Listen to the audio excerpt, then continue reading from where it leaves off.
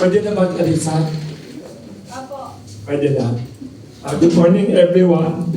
Welcome to a very unique session of Pandesal Forum here at 86-year-old Kamuning Bakery Cafe. We have with us a very unique speaker. He is a very successful young businessman and now party list candidate, more well known as the CEO and co-founder of Angkas, the revolutionary motorcycle ride-hailing company in the Philippines, and make life easier for many people in our cities.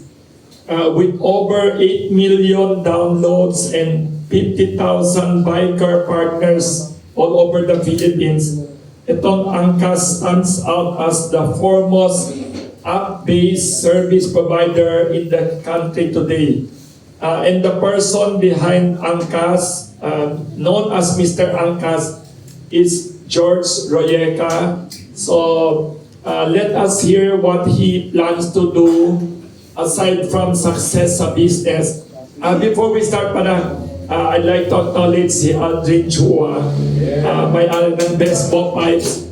Siya yung nag-help arrange this invitation to George Royeca. Hindi totoo, tatakbo siya. Supporter lang siya niya. Supporter siya of Angkas.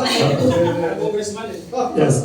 So let's welcome si Mr. George Royeca to give his opening statement. Anong dreams niya for the country? Anong plans niya? Anything he wants to talk about before we go to the question and answer.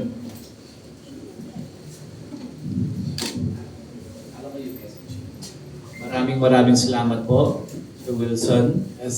Thank you very much for inviting me here. Ako, 86 years old.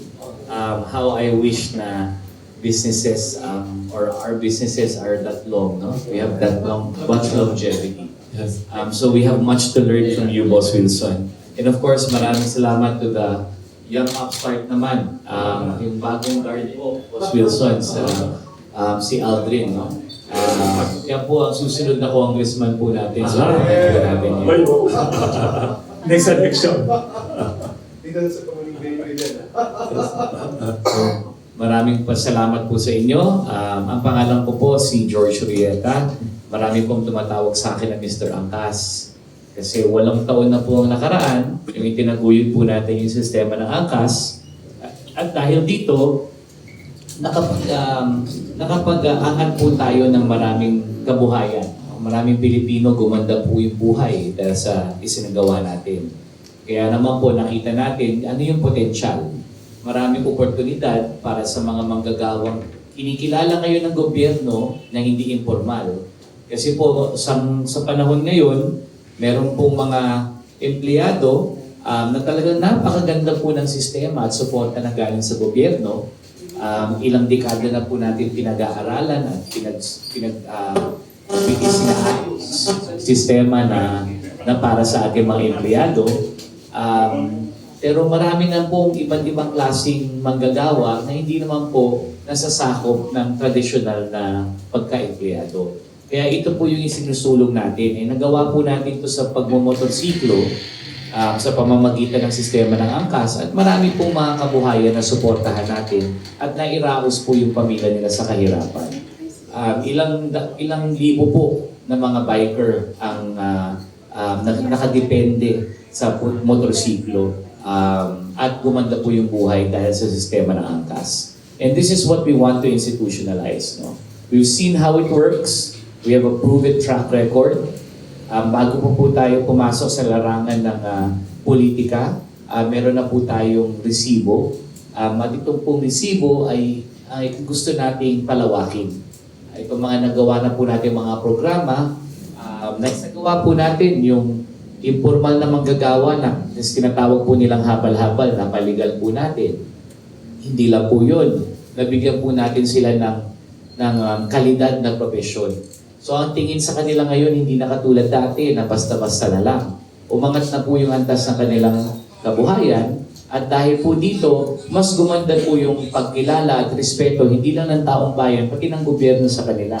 Nagkaroon po tayo ng MOA sa pabahay sa gobyerno sa pamamagitan ng pag-ibig. Nagdulot ito ng maraming mga angkas biker na nakapagpatayo ng sarili ng bahay. Lahat din po ng angkas biker, membro na po sa SSS at lahat po sila ay pwede na pong kumuha or meron na pong inaabangan na pensyon pag sila ay nagretiro. Ina-assist po rin natin na mapalawak ang kanilang insurance plan para sa pangkalusugan. Kasi naman po, ito ay karapatan ng bawat Pilipino na magkaroon po ng health insurance. Meron na po tayong batas para dyan. At tayo lang po ay sinisigurado po natin na ma-implement po natin yan ng tama para doon sa mga nangangailangan at doon sa mga manggagawa na kahit hindi po sila empleyado, sila ay nagko-contribute po sa ating ekonomiya. So ito po talaga napakagandang modelo. At sana po pagpalain po tayo. Nagpapasalamat din po ako sa mga kaibigan po natin sa media na walang pagod po na sumuporta sa atin. At patuloy na sumusuporta at nagbibigay ng tiwala sa atin dito po sa pamamahala natin sa sektor natin at pagpalain po tayo maging boses po nila sa Kongreso. Maraming salamat po.